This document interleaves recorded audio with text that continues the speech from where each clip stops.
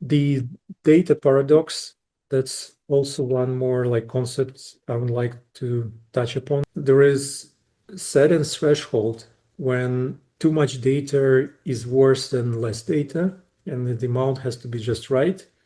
And like there is like well-known case study of New York City, My City chatbot, and is like pretty hilarious because these government invested quite a lot of in this use case, but this chatbot basically became a disaster because it was giving like a lot of poor advices to the citizens who tried to use it, like warming up pizza in your engine of your car, or using like acid for removing some patterns, or like cutting out even someone like fingers or whatever. So it like was really a disaster.